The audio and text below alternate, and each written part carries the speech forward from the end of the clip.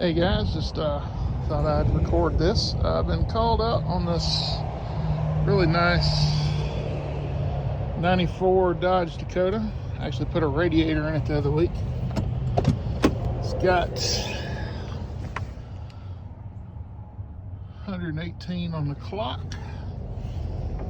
He had an overheating issue that he called about, and we can see right there, it looks like his,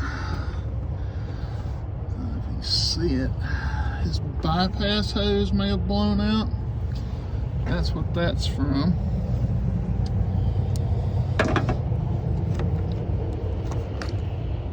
It's empty. We don't have any fluid in there, so it looks like it blowed out at the bottom.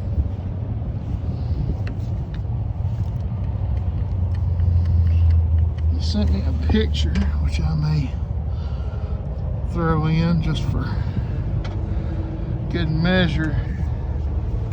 I can get I think he's blowed. That means we're going to have to pull air compressor, alternator, and this bracket here to get down there. Now, last time we worked on it, we decided to make some modifications, namely splitting this unified fan shroud. So we'll get this off and the belt off out of the way, and we'll go from there.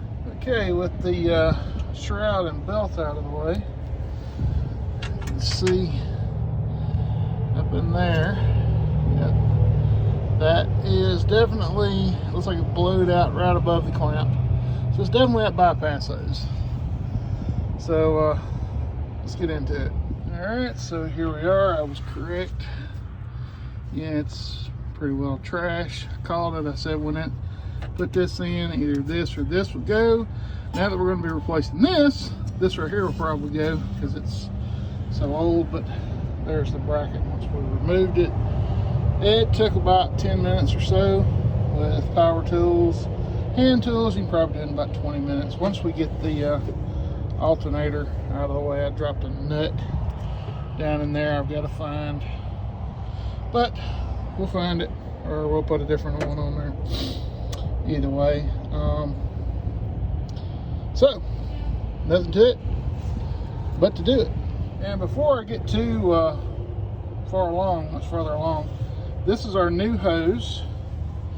You can see a comparison how much distension this one has compared to this one, but it fits short side to the pump, long side to the manifold.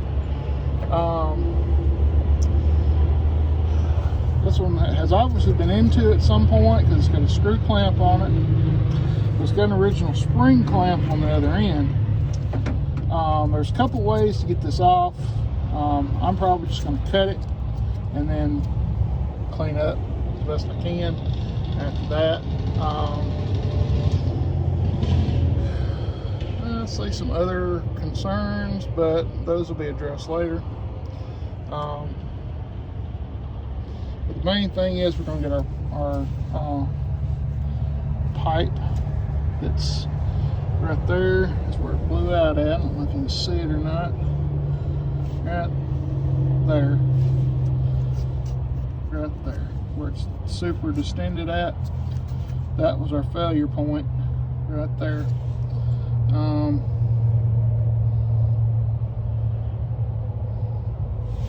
Yeah, I'm just going to cut it, take the clamps off, and go from there. If you don't have a pair of hose clamp pliers like this, you can use a pair of channel locks. I use like a 8-inch or 12-inch pair, just to give you enough leverage to mash this clamp. Of course, this is a screw clamp. I'm going to put a new one on there, and I will show you when I'm done. All right, so we got the hose off for our little action. Just want to show you there's our point of failure right there.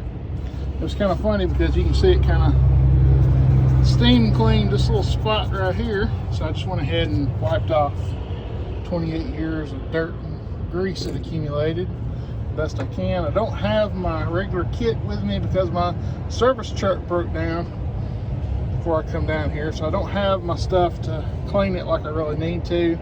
The fittings they're all right.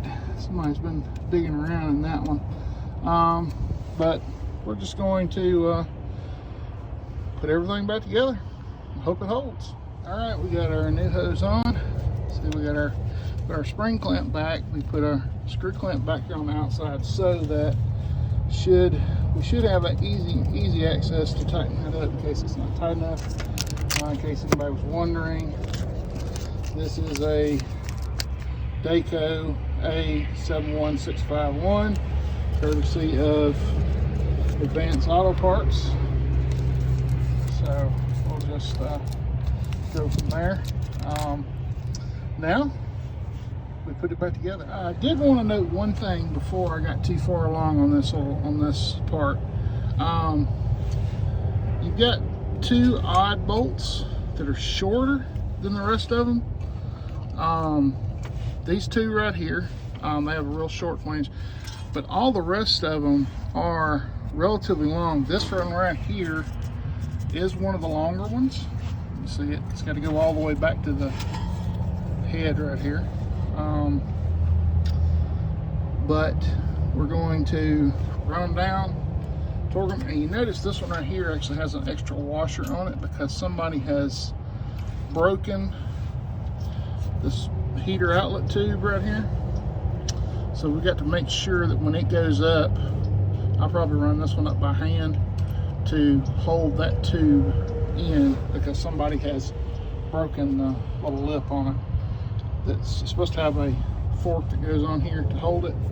A couple other things, make sure, like this truck right here has a couple of odd wires. Make sure you don't get them trapped up under there, or else you'll have to go on a fishing expedition, possibly removing the entire thing again, or risk breaking connectors. So just a note of caution. Well, I just wanted to give kind of a final status after I get everything put back together. And no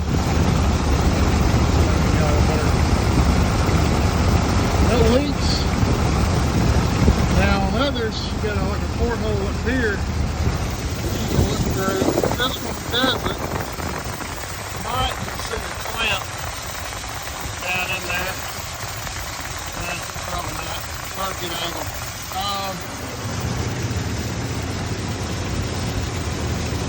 Everything looks good. This runs like a complete top. Temp's looking good. Oil pressure, it's awesome.